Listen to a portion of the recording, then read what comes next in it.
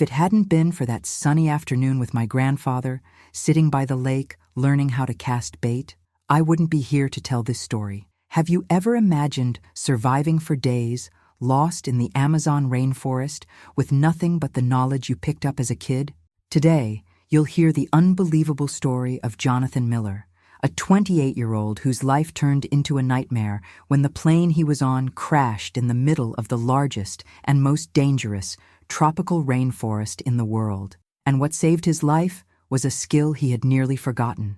But before we dive in, if you love real-life stories of resilience and survival, make sure to subscribe to the channel, turn on the notification bell so you don't miss an episode, and tell me in the comments, have you ever been in a situation where you thought you wouldn't make it out? Now, brace yourself, because what Jonathan went through will leave you breathless. The sky was clear that day. It was supposed to be just another business trip, nothing out of the ordinary, flying from Manaus to a small town in the interior. Jonathan, an executive at a biotech company, held in his lap a folder full of contracts that could change the course of his career. Ironically, he had no idea that the flight would indeed change his life, but in a very different way. The small twin-engine plane vibrated slightly as it flew over the endless green expanse of the rainforest. Below, a tapestry of trees stretched as far as the eye could see. Inside the aircraft, 7 passengers and 2 crew members exchanged brief glances, as if sharing a strange feeling, a silent premonition. Jonathan, always observant, stared out the window while the pilot commented on the calm weather. But suddenly, a sharp pop, a strange metallic sound echoed through the cabin. The right engine choked, and everything changed in a matter of seconds. The silence that followed was deafening. The pilot tried to stay calm, but the panic on his face gave him away. The plane began to lose altitude fast, and the sound of wind slashing the fuselage mixed with the desperate screams of the passengers. Jonathan felt his stomach twist. The world spun outside as the aircraft plummeted, out of control, into the endless green. He thought of his mom, his dad, and the last time he'd seen his grandfather. That childhood memory, fishing by a quiet lake, flooded his mind in a mix of longing and dread. And then, impact. Everything became a blur of twisted metal, shattered trees, and the sharp stench of fuel. When Jonathan opened his eyes, minutes, maybe hours later, he tasted blood in his mouth and felt the crushing weight of despair in his chest. He had survived, but that was just the beginning of his fight to stay alive. The first sound he heard was the constant buzz of insects, followed by the muffled calls of birds he couldn't name. When he finally opened his eyes, all he could see was green. A deep, overwhelming green that surrounded him from every side. The Amazon rainforest loomed around him, alive, and utterly indifferent to his presence. He tried to move, but a searing pain shot through his left leg. With effort, he looked down to see his jeans torn and blood-stained. His ankle was swollen, and one of his ribs felt cracked. Every breath was hot and thick, like the forest itself was trying to smother him. Jonathan took a deep breath and tried to get his bearings. The wreckage was scattered among the trees. The smell of fuel still hung in the air, mixed with the pungent scent of damp earth. Sunlight filtered through the treetops, casting golden beams that seemed to mock the tragedy. His heart pounding, he began calling out, "Someone! Can anyone hear me?" And his voice came out weak, hoarse, barely a whisper. No response. With great effort, he dragged himself toward what was left of the fuselage. As he got closer, his stomach turned. The bodies of the other passengers were scattered there, lifeless, some unrecognizable. The pilot was still strapped in, pinned between the metal, his vacant eyes staring into nothing. Jonathan felt bile rise in his throat, but forced himself to look away. There was nothing more to be done there. Panic threatened to take over. What now? Where exactly was he? How long would it take for someone to even realize the plane was missing? The jungle seemed too vast, too unforgiving, ready to swallow not just the wreckage, but any shred of hope. Then a memory struck him like lightning. His grandfather. He remembered the long afternoons listening to old Henry tell fishing stories, and how, out in the wild, it wasn't strength that mattered most. It was calm and clear thinking. "Panic kills more people than animals, kid," he used to say in that thick country accent. Those words now rang like a warning. Jonathan took a deep breath, closed his eyes, and tried to focus. He needed to think in small steps, one at a time. First, figure out what useful supplies might still be intact. Slowly, painfully, he rummaged through the wreckage. He found a half-full water bottle, a dented flashlight that still worked, and the remains of a backpack. It wasn't his, but inside were a few wrapped crackers and a partially soaked matchbox. It wasn't much, barely anything really, but in that moment, it felt like treasure.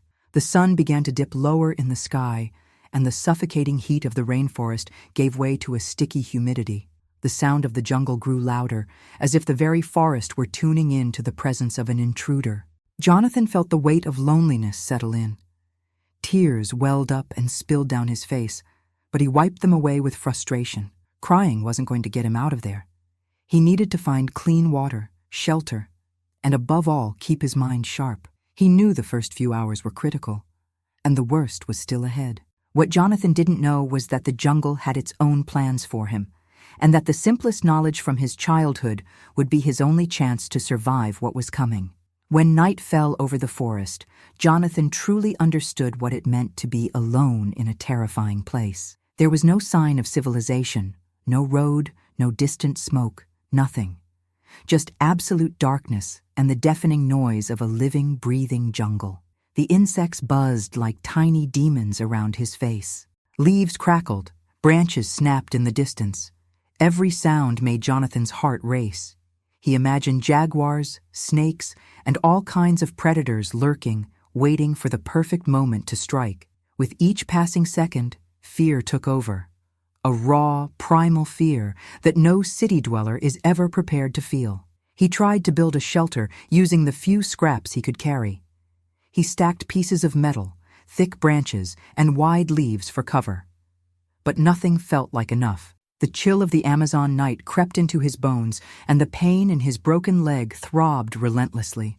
"Is this where I die?" he thought. "Alone, with no one even knowing what happened?" Despair nearly broke him.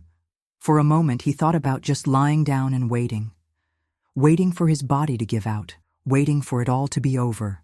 But then, once again, his grandfather's voice echoed through his mind like a jolt. "If you ever get lost, boy, the first thing you gotta do is calm down. Listen to the sounds, smell the air, look at the sky.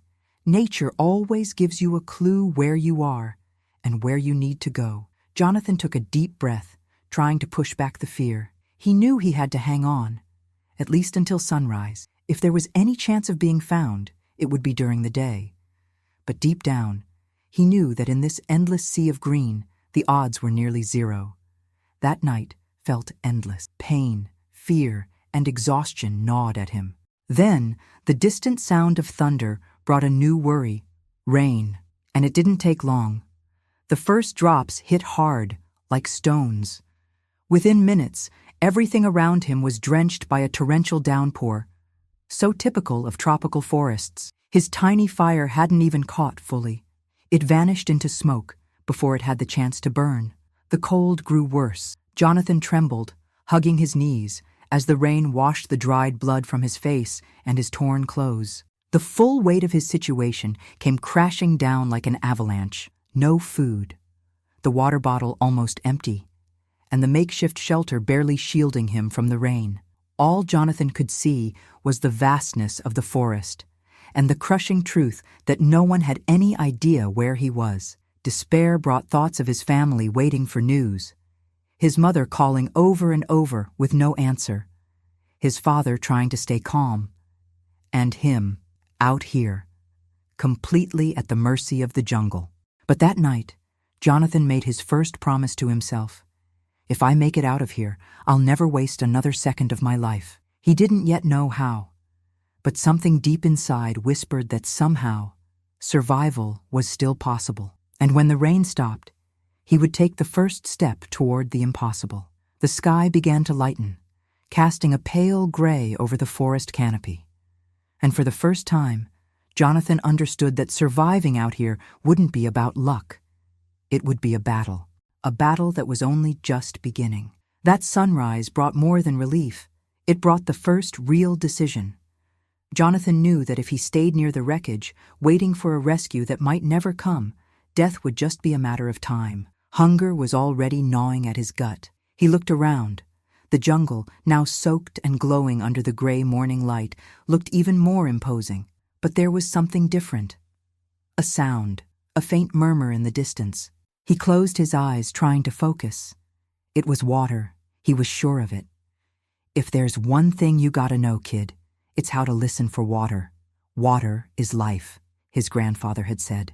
And in that moment, Jonathan felt like old Henry was right there, guiding his every thought. With effort, using a thick branch as a crutch, he began to walk. Every step was torture. His leg throbbed, and his whole body screamed for rest. But he kept going, stumbling, slipping, until the jungle opened up slightly, and he saw it. A small stream winding between the stones. The sound of running water was almost hypnotic. Jonathan dropped to his knees at the edge and for a moment let everything go. Tears streamed down his face and mixed with the cold water as he plunged his hands in and drank desperately.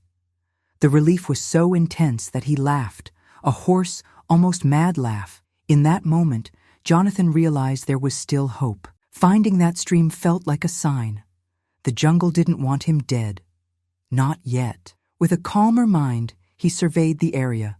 The water was crystal clear, flowing swiftly, and it smelled fresh, clean. But his grandfather had also taught him never to trust things blindly. He looked upstream and saw that the flow came from a spring, a good sign that it was safe to drink. After quenching his thirst, Jonathan sat in the shade of a tree and for the first time started thinking in terms of strategy. He couldn't wander aimlessly. He needed a plan. He remembered the survival techniques his grandfather had shown him on their fishing trips. In the wild, anyone who moves without thinking dies fast. He decided the stream would be his guide. If he followed it sooner or later, it would lead to a larger river, and maybe a sign of people. It was risky, but it was better than sitting still and waiting for death to come. Before setting off, he checked the backpack once more. He found the matchbox, still wet, and cursed himself silently for not protecting the few things he had. But luck seemed to be playing games with him. Inside the pack, wrapped in a plastic bag, was a small fishing knife. The moment he touched that worn wooden handle, a chill ran through him. It looked just like the knife his grandfather used to carry. With this, you fish, cut wood, defend yourself. Never go anywhere without one of these. Jonathan smiled. This was more than a tool. It was a sign. A signal that maybe, just maybe, he actually had a shot at surviving. He took a deep breath, looked up at the sky, and felt a new strength rising from within. It was time to stand up and start fighting for his life. And if the jungle wanted to test his limits, he was ready. He had taken his first real step toward survival. The sound of the running water was now his only companion. Jonathan decided to follow the stream, despite the pain in his leg and the way his entire body cried out for rest. Something deep inside told him salvation was in that direction, or at the very least, the next chance to survive. His stomach growled loudly, and hunger started to mess with his mind. He couldn't stop thinking about food, a juicy burger, his mom's apple pie, the smell of fresh coffee. But then, another memory came to him, one far more powerful. In his mind, the image of his grandfather appeared clearly, like he was right beside him. Listen, kid, when the food runs out, don't panic. If you've got water and know how to fish, you'll make it. Nature always has something to offer. Those words, repeated countless times during their afternoons together, suddenly made perfect sense. Jonathan looked at the stream and noticed the water was shallow, but something told him to take a closer look. He knelt down, ignoring the pain, and stared into the water. Then he saw them, small silver fish darting between the stones. His heart raced. They looked so small, so easy to catch, but Jonathan knew better. He took a deep breath and began recalling the techniques his grandfather had taught him. You've got to become part of the river, blend into it. And then, when the fish least expect it, you strike. With the fishing knife in hand, he started sharpening an improvised spear. It wasn't perfect, but it would do. Sweat dripped down his face as he carefully carved the tip of the wood. With every movement, he could feel his grandfather's presence, as if old Henry was right there, watching and guiding him. It took nearly an hour, but finally, Jonathan felt ready. He knelt again at the water's edge, took a deep breath, and waited. Time seemed to stand still. His hands trembled, his body screamed from hunger, but he stayed perfectly still. Then, with an almost instinctive impulse, he drove the spear into the water. The splash shot up, and for a moment he thought he'd missed. But as he pulled the stick out, there it was. A small silver fish wriggling at the tip. Jonathan laughed, nervously, breathlessly, full of relief. He held the fish in his hands, feeling its slippery, cold texture. Never had a fish seemed so valuable. He looked up at the sky, and for the first time felt a real thread of hope stretch across his chest. "Thanks, Grandpa," he whispered, his voice cracking. Now he had food. Not much, but enough to reignite the fire of survival. Jonathan built a small fire using dry branches. It took longer than expected, but the knife helped him strip bark and split wood. He used what remained of the matchbox, and after a few frustrating tries, managed to spark a flame. The smell of roasting fish filled the air. A simple smell, but to Jonathan, it was the aroma of a feast. He devoured the fish with his hands, feeling the warm, tender meat bring back some of the strength he thought he'd lost. That night, for the first time since the crash, Jonathan didn't feel afraid as he fell asleep. The hunger was still there. So were the dangers. But he had proven to himself that he could survive. The fighting spirit was lit, and from that moment on, he would no longer be just a victim of the jungle. He would be a survivor. The next day dawned heavy, the air thick and humid, the sun hidden behind a curtain of heavy clouds. Jonathan woke up sore all over, but something inside him had shifted. There was a flicker of pride in having managed to catch and eat a fish. It might have seemed like a small thing, but in this situation, it was a huge victory. With his stomach no longer completely empty, he decided to keep following the stream, holding firm to the idea of finding a larger river or a clearing where he might be seen. His leg throbbed, but with each step he felt a little stronger, until the jungle, relentless as ever, reminded him who was in charge. The damp, slippery ground betrayed his footing. In a split second of inattention, Jonathan stepped wrong and felt his body tumble down a steep slope. He rolled through leaves, crashing into branches and rocks until he slammed hard against the trunk of a tree. The world spun. He lay there for several seconds, trying to figure out if he was still alive. When he finally wiggled his fingers, he felt something warm trickling down his arm. Blood. A jagged piece of wood was lodged in his right forearm. Panic hit him like a wave. His vision blurred, his heart raced. Jonathan took a deep breath, forcing himself to remember his grandfather's teachings. First, control your mind, then deal with the rest. Despite the throbbing pain, he pulled the splinter out with a muffled groan. He tore a piece of his own shirt and tied it tight around the wound as a makeshift bandage. It wasn't much, but it was what he had. When he tried to get up, he realized the fall had taken him far from the stream. He couldn't hear the water anymore, and panic crept in again. It felt like the jungle had swallowed him whole. For a moment, he thought about giving up, just sitting there, leaning against the tree, letting the forest decide how his story would end. But then, another sound cut through the trees. A heavy, dry crack. Something, or someone, was nearby. Jonathan held his breath and crouched behind the tree.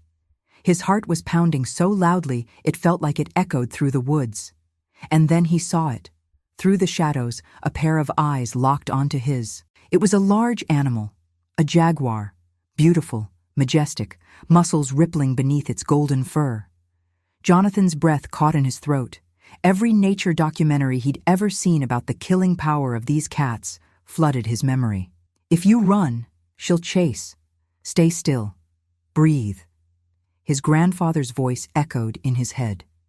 For what felt like an eternity, man and beast locked eyes. The jaguar sniffed the air, took 2 steps forward, and then, as if she'd lost interest, melted back into the jungle, vanishing like a ghost. Jonathan collapsed to the ground, his whole body trembling, And then, as the adrenaline slowly faded, he let out a shaky laugh and whispered, "She must have already eaten. Thank God." Right then, he fully understood. The jungle wasn't just an obstacle. It was a patient predator, testing his every limit. And if he wanted to get out alive, he'd have to be even stronger than he thought. With great effort, he began crawling back in the direction he believed the stream was. He needed to find water again. He needed to stay alive. From that point on, Jonathan knew he wasn't just fighting hunger and thirst. He was fighting the entire jungle. And the jungle, he knew, showed no mercy. The next days dragged by like an endless nightmare. Jonathan battled pain, hunger, and fear, moving slowly through the dense forest, always trying to stay near the water's path. His arm wound had become infected, his leg continued to swell, and although he still managed to catch small fish and gather fruit from trees, his body was showing clear signs of decline. He daydreamed about being rescued, about food, about a hot shower. But those dreams felt more and more distant, unreachable. That morning was different. The sky was strange, shrouded in thick fog, turning the forest into something even more oppressive. Jonathan moved forward purely on instinct, tripping over roots, slipping on wet soil. At one point, his body gave out and he dropped to his knees. "This is it. I've done all I can." His mind began to surrender. He thought of his family, of his grandfather, and of how much life he had wasted on meaningless things. A deep sadness settled over him, but just before he gave in completely, something unusual caught his eye. On the ground, half covered by mud and fallen leaves, there was a mark, a footprint, too small to be from an animal. Jonathan blinked, thinking it might be a hallucination. But no, it was a human footprint, recent. His heart exploded with energy. Every cell in his body seemed to come alive at once. He staggered to his feet and followed the direction of the print, desperate. Every step felt like a mile. But soon, through the mist and twisted trees, he saw something he never thought he would. A piece of rope hanging from a tree, as if someone had tied something there. Jonathan dropped to his knees again. This time, from pure relief. There were people nearby. Maybe hunters, river dwellers, or some hidden community deep in the jungle. It didn't matter who. It was a sign, a clear sign of civilization. He looked up at the sky, tears running down his dirt-streaked face. For the first time since the crash, Jonathan truly felt that getting out was possible. That maybe this nightmare could actually have an end. His mind raced with possibilities. Should he follow the tracks? Stay put and wait? Shout? But the exhaustion was greater than everything else. With what little strength he had left, he decided to camp right there. It was a reference point, and the most he could manage in that state. He built a makeshift shelter, tied what was left of his shirt to a high branch as a signal, and for the first time in days allowed himself to hope for rescue. As the sun set and shadows crept across the jungle floor, Jonathan thought about how close he had come to giving up before finding that footprint. It's always like this. Help shows up when you think you can't take one more step, he thought.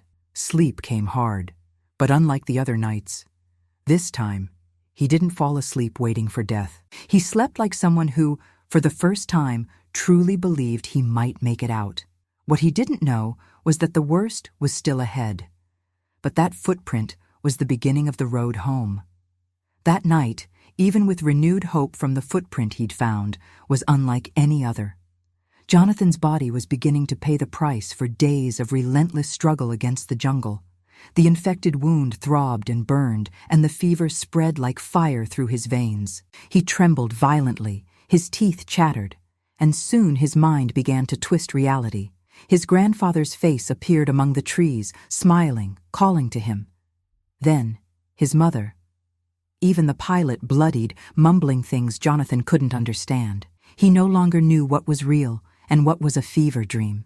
The only certainty was pain, a deep, dull pain that wouldn't let go. With every breath, it felt like his lungs might burst. And the thirst, the unrelenting thirst was back, fiercer than ever. When the sun rose, he was too weak to even stand. He just lay there staring up at the sky, watching the branches sway gently above him as if mocking his struggle. Is this how it ends?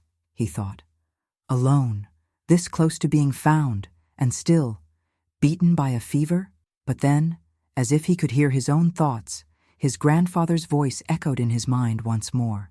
When you think you can't go any further, Jonathan, think of everything you still have to live for. Think of your mother, your father, and live. Just live. With tears spilling down his cheeks, Jonathan dragged himself to the stream.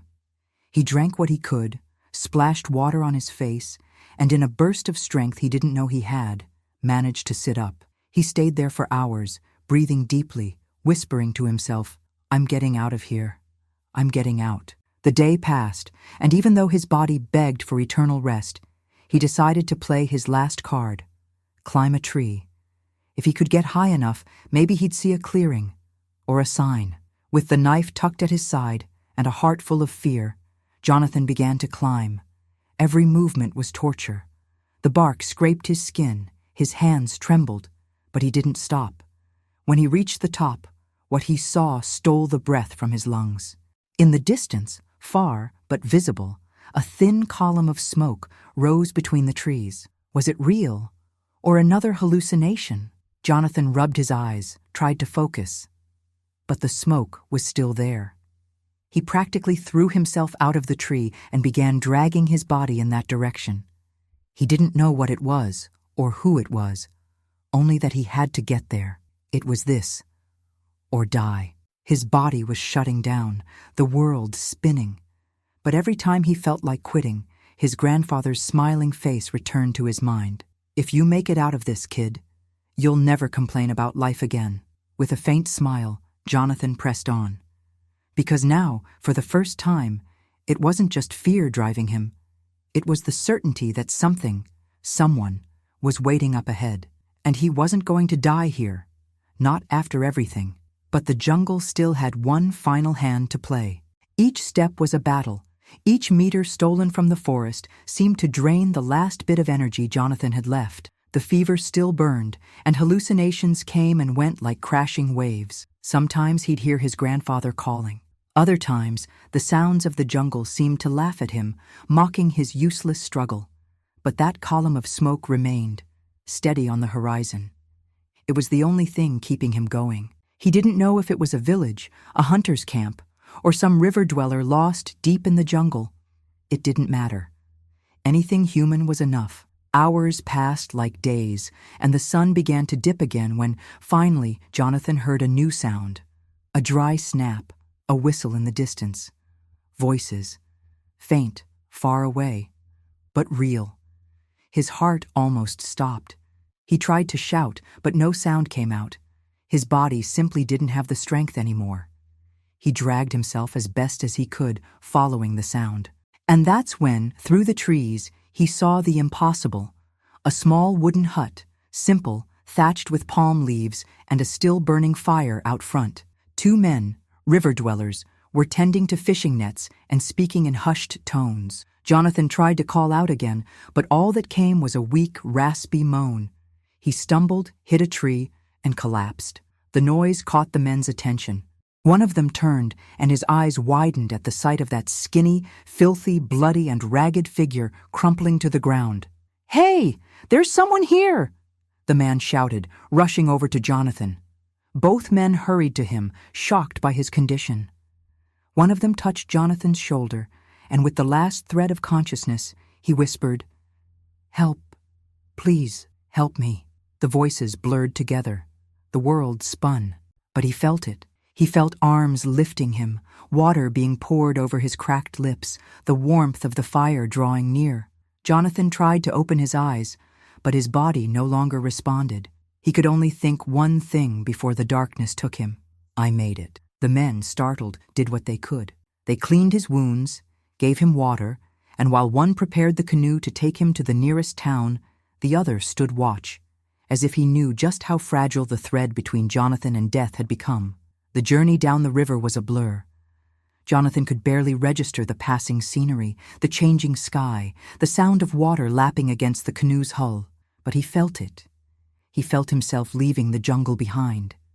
The nightmare was finally ending. When they reached the small health outpost in the village, the nurses were stunned by his condition. He was rushed inside and given immediate care. IV fluids, antibiotics, dressings. The fever began to drop. His body began to relax.